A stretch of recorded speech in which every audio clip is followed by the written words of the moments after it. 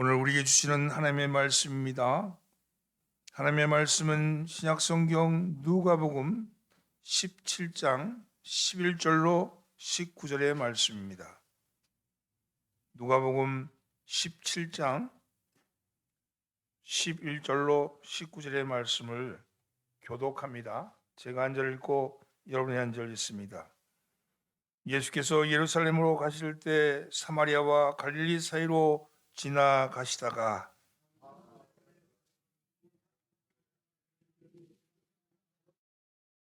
소리를 높이 이르되 예수 선생님이여 우리를 불쌍히 여기소서 하거늘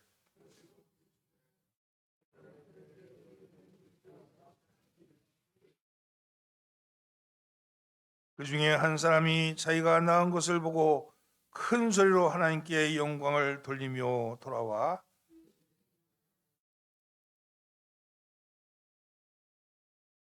예수께서 대답하여 이르시되 10사람이 다 깨끗함을 받지 아니하였느냐 그 9은 어디 있느냐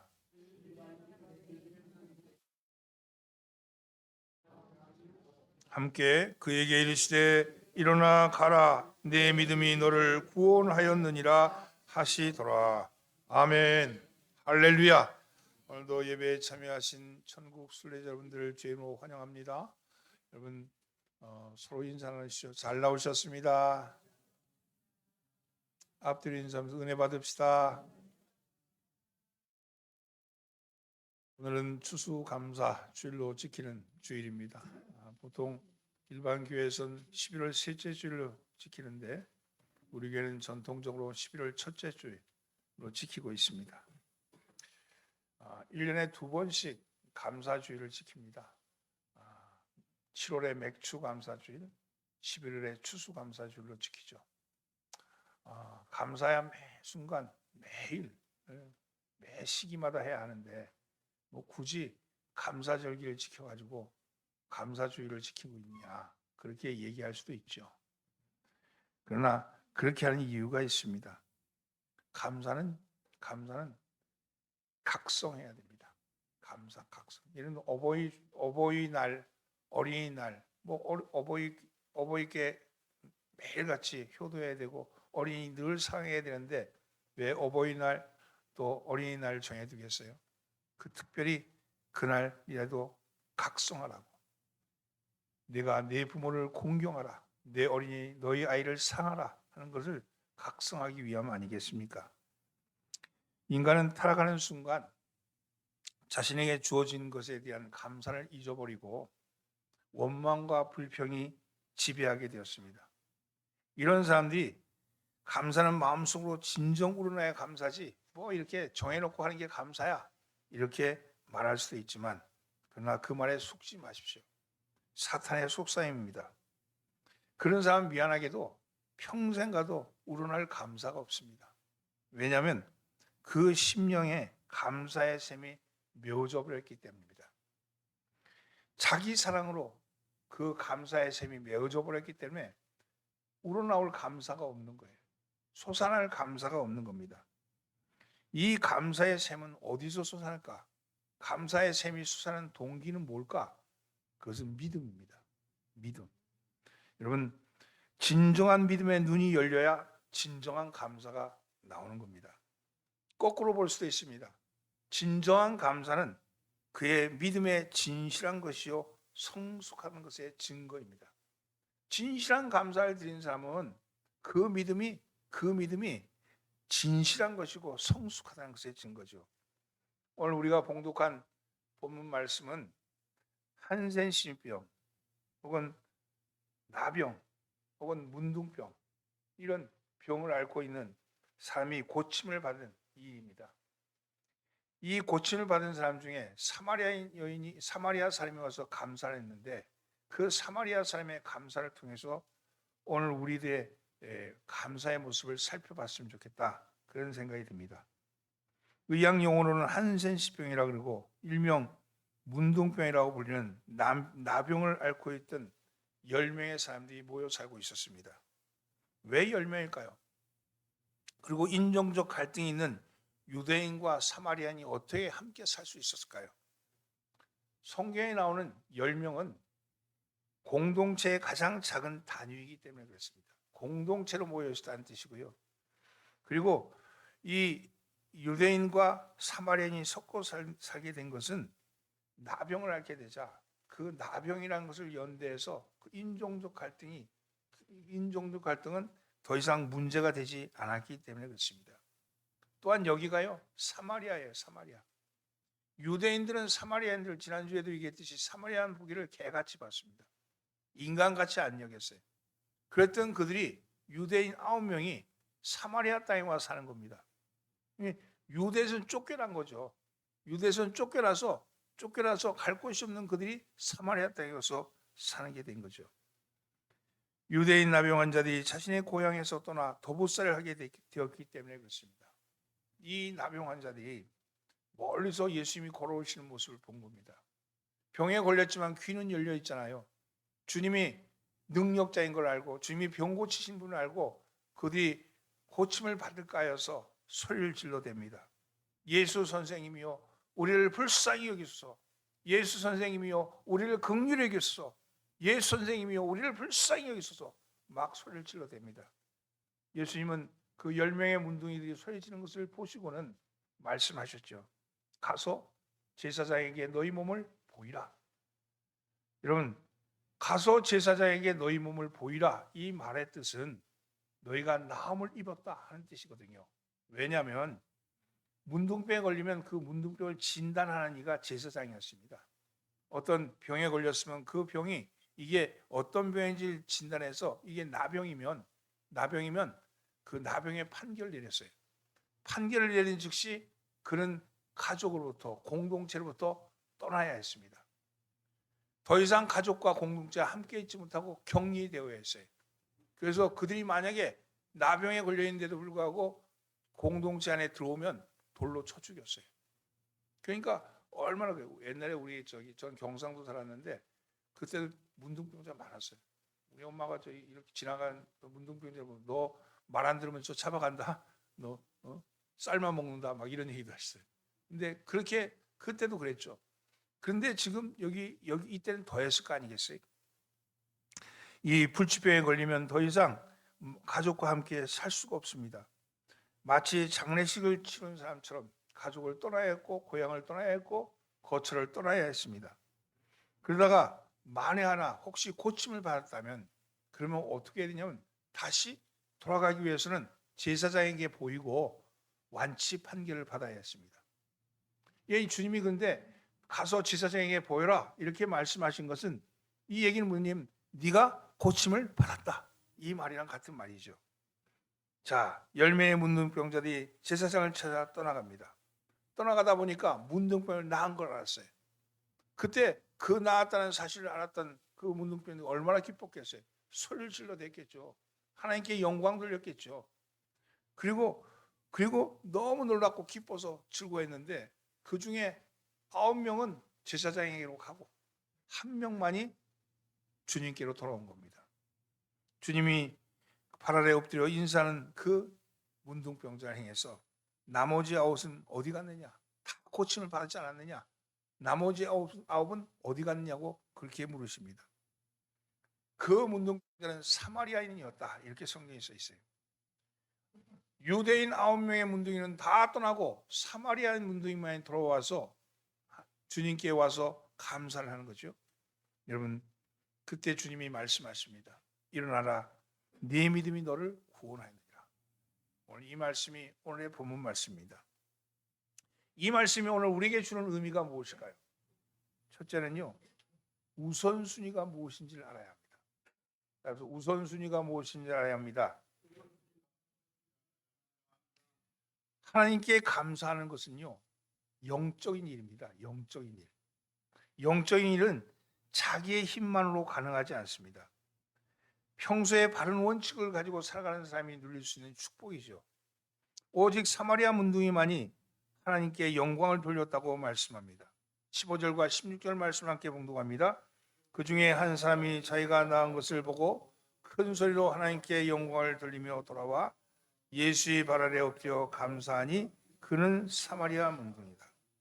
아이러니컬하게도 사마리아인 문둥병자만이 우선순위가 무엇인지를 알았다는 겁니다. 이게 무슨 소리일까? 이건요, 이들이 고침을 받는데 주님이 제사장에게 보이라 그랬잖아요. 근데 유대인들은 그럼 어떻게 했어요? 주님 말씀에 순종해서 제사장에게 보이러 간 거예요. 근데 사마리아인만 돌아왔어. 이 얘기는 유대인은 자기가 자기의 판결을 내릴 제사장이 있는 거예요. 유대 땅에 가면 제사장이 있잖아요. 제사장에게 보이러 간 거예요. 제사장이 보이는 거는 주님이 하신 말씀이니까. 그런데 사마리아의 문둥이는 제사장이 보일 제사장이 없는데 그것이 주님이라는 거죠. 예수님께 돌아온 거죠. 영적으로 보면, 육적으로 보면 보이는 제사장은 유대인 제사장이지만 영적으로 보면 우리 주님이 제사장이시죠. 그래서 그는 제사장이 돌아온 거고 나머지 사람은 율법에 충실하게 따라서 유대인 제사장으로 간 겁니다. 여러분, 그렇습니다. 우리는 어쩌면 자기의 자리, 자기의 습관으로 돌아가죠. 근데 감사는요, 육적인 게 아니고 영적인 겁니다. 영적인 거예요. 오늘 이 본문에서는 누가 제사장이냐는 물음이 여기 던져질 수 있죠. 누가 제사장이냐? 누가 진정한 제사장이냐? 바로 예수님이 우리의 제사장 되심을 여기 선언하는 겁니다. 그래서 주님이 그에게 말할 때 내 믿음이 너를 구원하였다고. 그 믿음이 무슨 믿음입니까? 그 믿음이 바로 주님에 대한 믿음, 살아계신 하나님에 대한 믿음. 그분만이 제사장이 뭐예요? 인간과 하나님 사이의 중보자 아니에요? 이 질병은 나병입니다. 나병은 천형이라 그랬어요. 천형, 하늘로부터 받은 벌이라 그랬어요.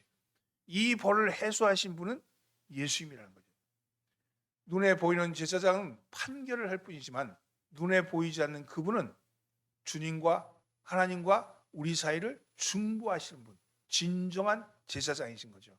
그 진정한 제사장에 돌아왔던 이들이 바로 이 사마리아 문둥이만이 진정한 축복을 받게 되는 겁니다. 오늘 그렇습니다. 여러분, 우리에게 있어 지금의 가장 문제가 뭐냐? 눈에 보이는 것을 우선순위로 삼고 있다는 거예요. 눈에 보이지 않는 것, 눈에 보이지 않지만 나의 영적인 것에 대한 우선순위를 삼아야 된다는 거죠. 사랑하는 성도는 우선순위가 무엇이었을까? 자, 이 유대인 문둥이들에게 우선순위는 자신의 지위의 회복이었어요. 그렇잖아요? 문둥병자에서 건강한 자가 되었다는 지위가 회복되는 게 먼저였습니다. 눈에 보이는 거죠. 그러나 이 사마리아인 문둥이에게서는 그것은 가장 먼저 뭐냐면 그 진정한 제사장이신 주님을 만나는 게 우선이었던 겁니다. 이것의 차이는 엄청난 거죠. 신앙이란 무엇입니까?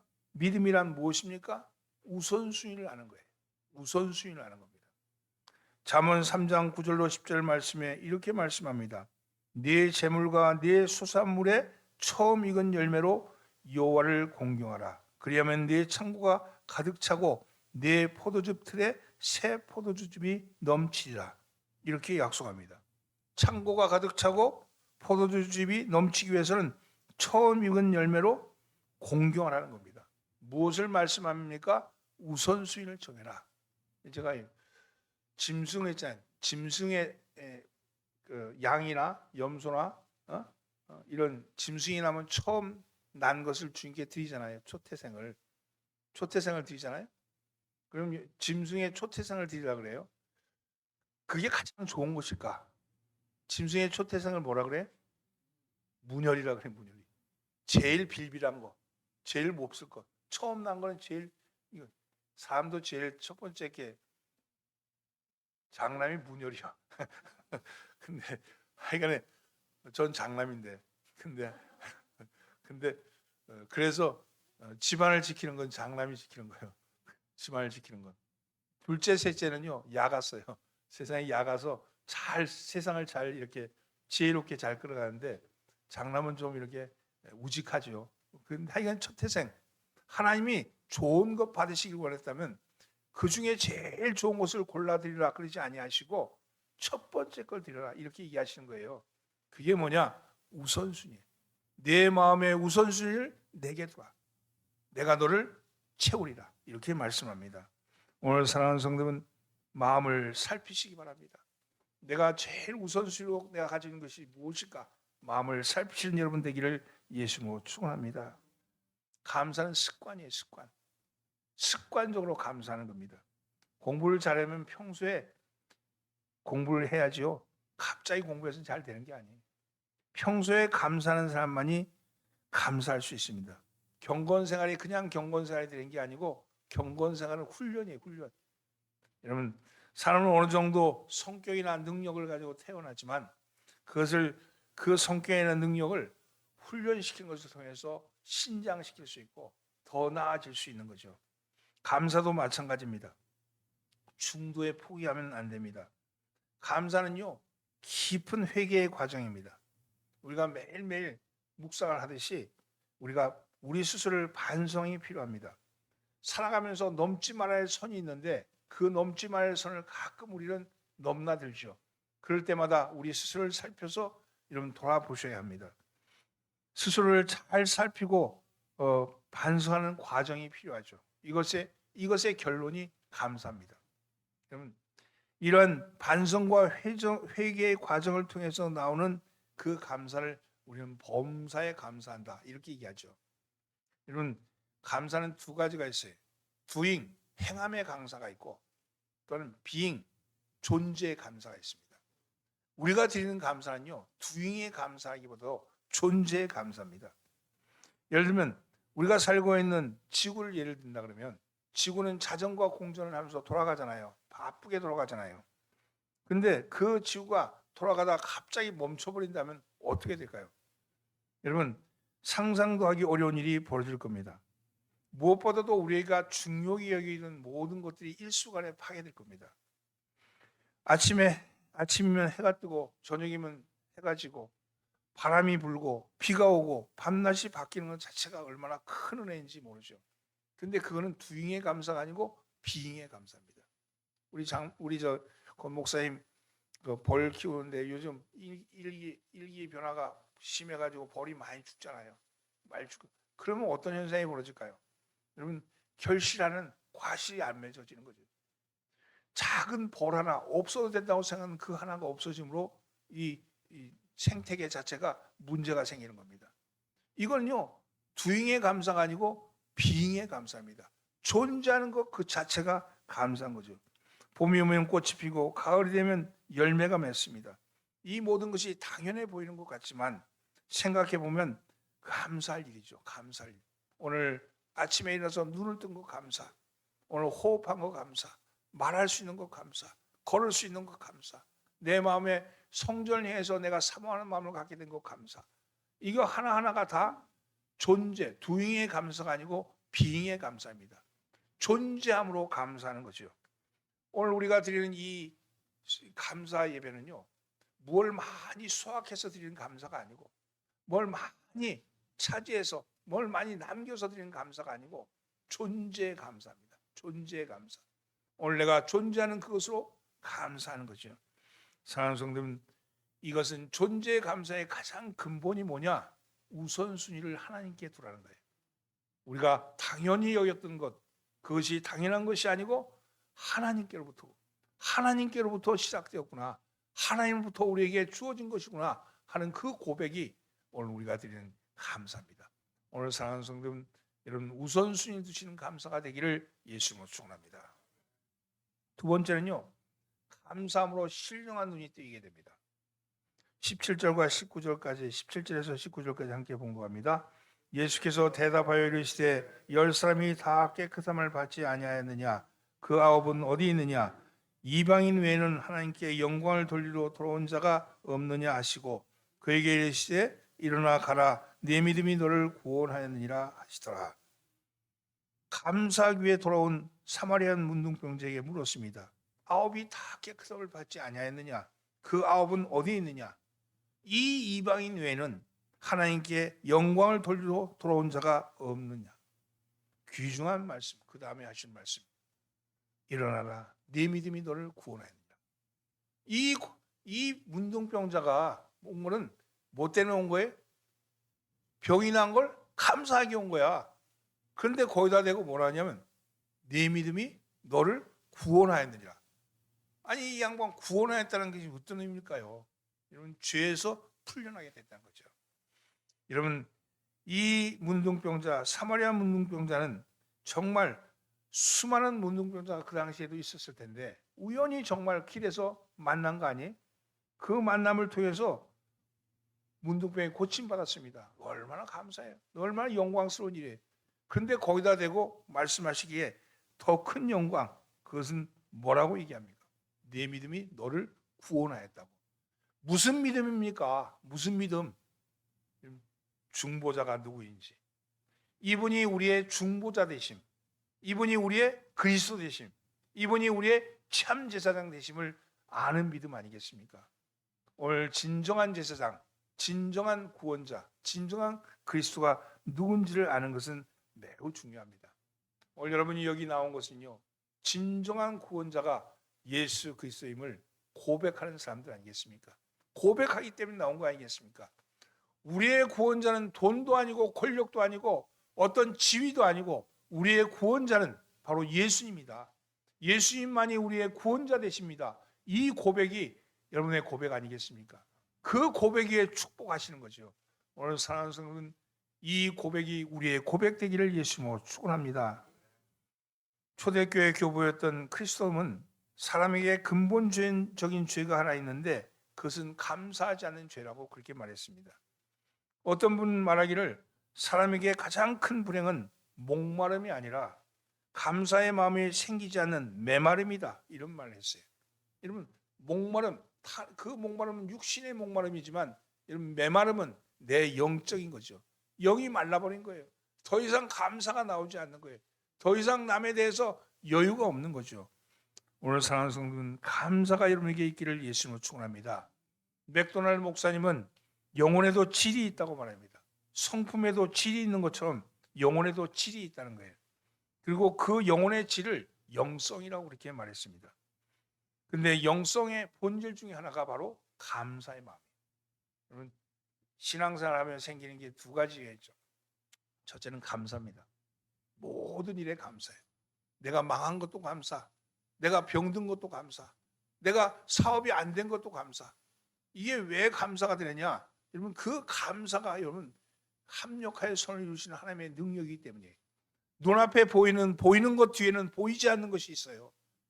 보이는 것은요 불행이지만 보이지 않는 건 그에게 행운이에요. 그 두 개가 하나가 되어서 합력하여 선을 이룬 거예요. 하나님은 절대 선이셔요.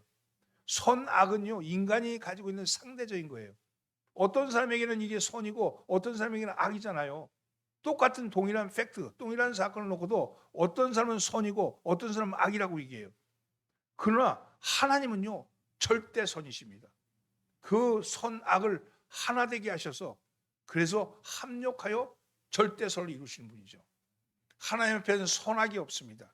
그래서 저 사람이 악한 사람이다, 저 사람이 선한 사람이다, 인간의 상대적인 평가일 뿐이에요.